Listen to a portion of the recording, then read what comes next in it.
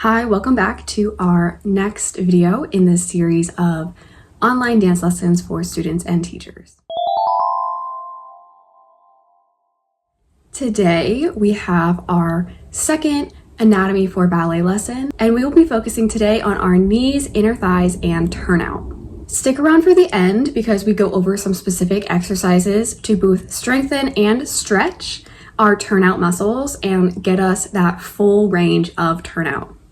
Personally, I think this is my favorite lesson in the Anatomy for Ballet series, so I don't think you want to miss this one. Let's start with our knees. The general rule of ballet is we always want our knees to be straight. However, that looks very different for different people. Some people on one end of the spectrum have hyperextended knees. You're probably familiar with this term. If not, I will insert a picture because I myself do not have these and cannot demonstrate what these look like. Then we would have just what we probably would call like normal knees or straight knees that aren't hyperextended. And then there's actually the opposite end of the spectrum as well, which would be called an extension lag, meaning that you have a lack of extension in your knees or that you might not be able to straighten your knees fully. I actually fall into this category and I didn't know until I was in my senior year of college. So definitely something to consider if you're always getting corrections about how your knees never look straight.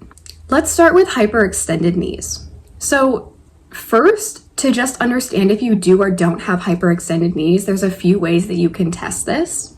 One would be standing and just having someone take a picture of your knees. Stand parallel and then also try standing in first position. A good indicator in first position is if your knees touch without your heels touching. So if you stand in first position and in order to straighten your legs fully, you have to have your feet separated, that's probably a good indication that you have some amount of hyperextension. Another test you can do is by sitting on the floor with your feet straight in front of you and try to flex them as much as you can and see if your knees raise your feet off the ground. The third thing that you can do to test this is standing in a first position once again and just seeing where your weight falls. Notice if you have weight in the heel of your foot or only in the ball of your foot. Typically, if you're locked into a hyperextended first, it'll move your weight more over your heels than the balls of your feet. And this is something we really don't want in dance. While hyperextended knees can create beautiful lines in ballet, we do want to be really careful with this because it does come with its own risks and limitations. My general rule that I tell my students is if you have hyperextended knees, do not lock into hyperextension while you are standing on them. So if you have weight placed on that leg, don't go into hyperextension. Instead, let's say you're in first position, because that's an easy position to give it as an example. Allow your heels to fully touch and only straighten your legs with your heels touching. It'll feel like your knees are bent, but if you look in the mirror, they will actually appear straight. That is how you want them to be every time you are putting weight on your feet. Also go back to the earlier test and just make sure that the weight is on the toes and not the heels of your feet. This rule also means that as soon as you lift your leg off the ground or you're no longer putting weight on your leg, you can go into that beautiful hyperextension and really show it off. My reasoning for this rule of if you're putting weight on your legs, don't hyperextend. If you're not putting weight on the leg, you can hyperextend, is because hyperextension actually shifts our weight more onto the balls of our feet rather than our toes. This can mess with things like balance or our overall alignment, and it also can overwork our knee joints and possibly lead to injury. So we obviously know that we don't want bent knees in ballet, but what happens if you struggle to straighten them all the way? Well, the important thing with this is to figure out what is causing the lack of extension. This can be really hard, and even I don't solidly know what the cause is in my own body. If you really do need an answer on this, it is best to go see a doctor, a physical therapist, or someone else who actually specializes in this treatment. Your knees not straightening all the way could be due to a few different things. It could be a lack of strength Now this would mostly happen if you are standing up and let's say you are lifting your leg to the side or you're doing a développé. If your leg that's in the air feels like you can't straighten it all the way due to gravity pulling down on it, that's probably just a lack of strength. However, that wouldn't be the same as if your knees don't straighten fully when you're standing on them. Another possible reason for your knees not straightening all the way are previous injuries in or around the knee area. And the third reason, and this is what I'm a little bit suspicious of in my own case, would be overworked quadriceps. A good test for anyone, even if you don't have bent knees, is to just notice while you're dancing. In your ballet classes, does it ever feel like you're really gripping those muscles in your quads? If so, your goal is going to be actually to turn off the quadricep muscles unless they are actually needed in the movement. Especially if you're lacking extension in your knees, overworking those quadriceps will actually limit your ability to fully straighten your knees. So we don't want to be firing them and squeezing them and really putting that much workload on them all the time. Another downside of overworked quadriceps is that they can take over for other muscle groups, which means that other muscles aren't able to engage or work when they actually should be. So a rule of thumb for everyone is just to really try and turn off or relax your quadriceps unless you're doing a movement that really needs your quadriceps in order to initiate that movement. We'll probably go over this in a few lessons down the line, but just keep that in mind. If there's something, especially just like standing in first position where you don't need to be engaging your quadriceps, then don't. See what that feels like and play around with that for a little bit. My last note on our bent knees or our lack of extension is you could actually get tested for this. This is how I got tested. There's this instrument that typically physical therapists can use. It's pretty much like a long protractor with rulers on both ends, and they place it at different joint marks, and then they measure if your knees are straight, if they are hyperextended, or if you're lacking extension, like in my case.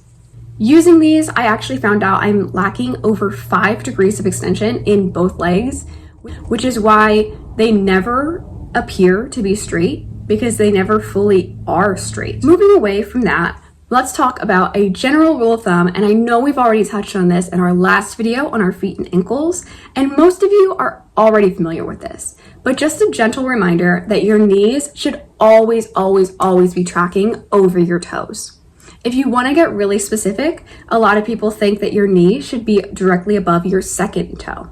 This is especially important with movements such as pliés, lunges, stretches, landing jumps, or dancing on point. All right, now let's get into everyone's favorite topic, turnout. So I want to start by just briefly explaining all of the things that dictate the absolute most turnout you could have in your body. So these aren't exercises or things that you can actually do to improve your turnout. These are just the skeletal structure of your body and how that determines how much or how little turnout you could possibly have in your lifetime. And in order to demonstrate this, I will be using our skeleton friend.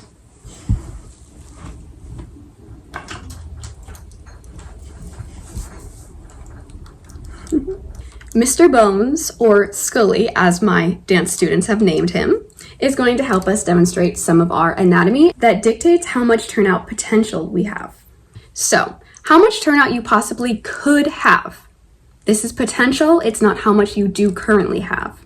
But how much turnout we possibly could have in our bodies is made up by 3 things: our bones, our muscles, and our ligaments. Let's start with our bones.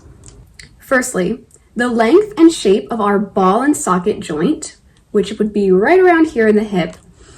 He doesn't really move in all of the ways that our bodies can move, but just for visual, right in here, this little hip socket area. If you have a deeper hip socket, then you'll have less motion in turnout. That's just because the bone will go in farther, which means that it can hit on other bones. Similarly, if you have a shallower hip socket, you have more range of motion in terms of turnout. Next thing we're going to look at are the femurs, the long bones in your thighs. So the femur head, which is the ending part up here that connects into that socket, can be different shapes. So the bone head or the bone neck could be longer, which would mean that you have more hip motion, or it could be shorter, which means that you have less hip motion or less ability to turn out. The last thing we want to talk about with our femurs and our bones are femur rotations.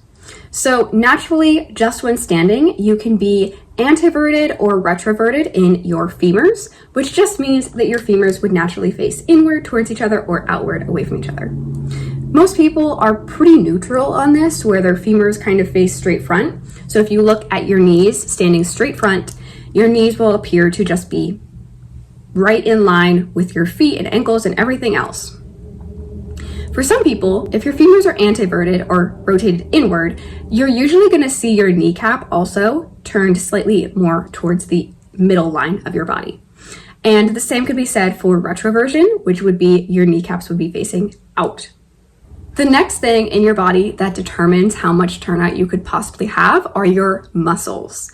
These are huge because these are ones that we can actually change a little bit here and there. Overall, with anything, it's always going to come down to your strength and your flexibility in different muscle groups. When we're talking about turnout, we're specifically focusing on our internal rotator muscles. One of my classmates, shout out to her, actually started calling these the butt abs because there are 6 of them per side. So it's kind of like a little 6-pack if you want to think about it. And so I always call these the butt abs. Thank you again to my classmate. So our butt abs, or our internal rotator muscles, are deep, deep, deep in our behind. The tricky thing about them is it can be really hard to know if you're activating the right muscles or not. So if you've ever been in a ballet class and had a teacher tell you to engage your butt or squeeze your butt, it's kind of the same idea, except we actually want to turn off the rest of our butt muscle. Our gluteus maximus, which is our butt, is a very, very powerful and strong muscle. But we don't want to just be squeezing it. We actually want to be activating the muscles that are deep inside of it. Some of our exercises later in this video are going to be targeting those muscles to help strengthen and stretch. The last part of your body that can determine how much or how little turnout you have are your ligaments. Now, we're not going to go super in depth on these. I just want to point out that if you've ever heard a teacher say anything about your Y ligament, they're really talking about this ligament at that hip.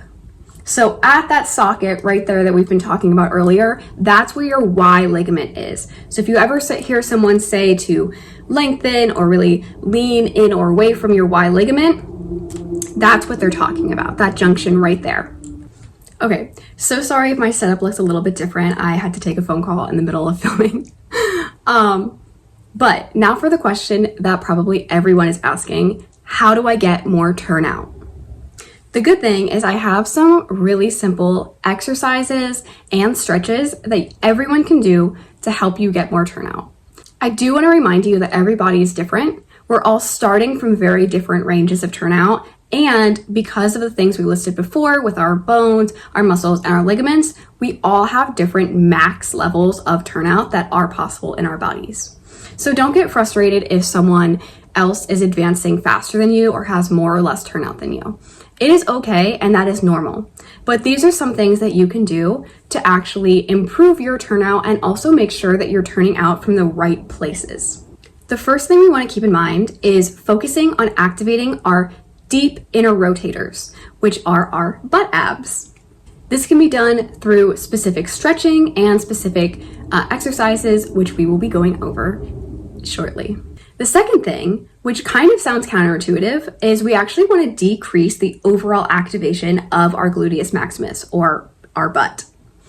So we don't want to just be squeezing our entire butt. We actually just want to be activating the deep rotators, which shouldn't feel really like you're squeezing. You're going to feel them firing. You're going to know that they're working, but it's not going to feel like you're just gripping or squeezing your butt. In general, we don't really want to be gripping and squeezing any muscle groups. We just want to be activating them and strengthening them. And the last point that I want to make, and probably the thing that I have seen the absolute most growth with, is reminding myself to use my inner thigh muscles to turn out.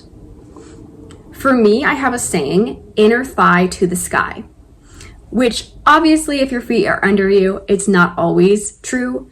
But if you think about a first position, you want to think about your inner thigh being pulled by a string forward so that your inner thighs are rotating. Same thing if you lift your leg in any direction. You always want to think of your inner thigh rotating, almost like a barbershop pull. If you've ever seen those pulls with the little red, white, and blue lines on that rotate at a barbershop, you want to think about your thigh twisting like that outward. Now, let's get into some exercises that you can do to help you improve on your turnout. With most things, I would recommend doing these as often as you can. So every day is great. Even 3 times a week is great. The more you do it consistently, the more results you will see. But even if you can only do them 1 time or maybe 2 times a week, you're still going to see results over time. Our first exercise are clamshells. These are great. You can do them either with or without a resistance band. If you are using a resistance band, just place it above your knees, so around your lower thigh area, and really go slow with these. You really want to feel it. In a very similar vein to our clamshells are fire hydrants. These are down on your hands and knees and activate the same muscles as the clamshell while also targeting the rest of your body to stay stationary. The goal is to not let your body move at all other than the leg that's going out and in. Same with these. These can be done with or without a resistance band, and you would keep the resistance band in the same spot, just above your knees. 2 other really, really great exercises are squats and deep lunges.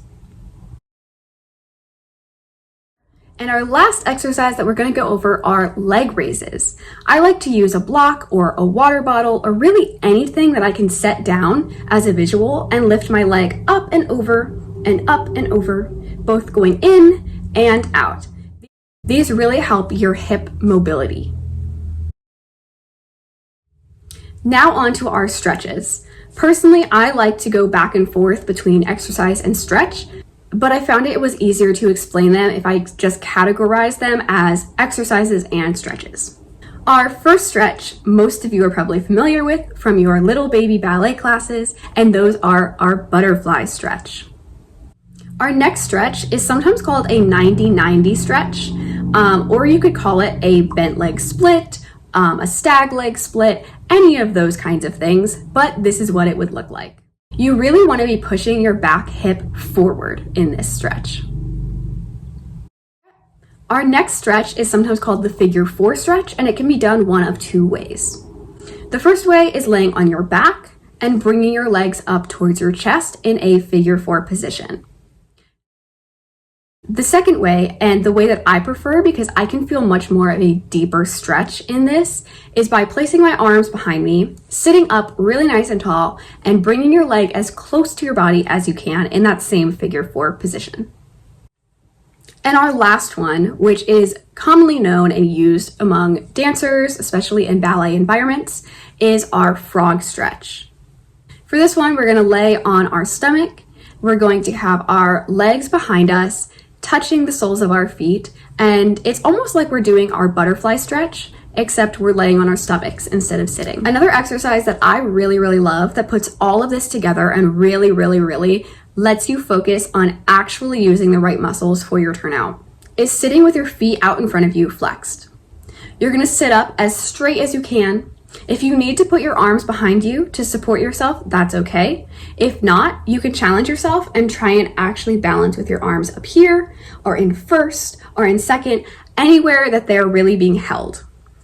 We're going to start by flexing our feet and opening out, in, out, in, out, in, out, and then I like to hold turned out for a little bit.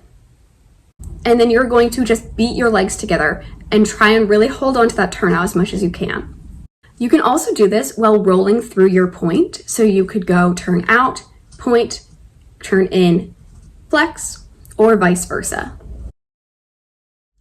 It's going to burn, it's going to be hard, but it really allows you to feel the muscles that you want activating when you're using your turnout. I really hope those helped, and let's just go over a little bit of a recap because I know this was a bit of a longer video. Our first thing is in regards to our knees. So we always want to aim for straight knees, and we don't want to hyperextend if we have weight on our foot. Once it leaves the ground, you can extend it as much as you can. Our second tip for our knees and just things in general is to really relax our quads and not grip and tense those muscles. Our reminder was our knees always staying over our toes.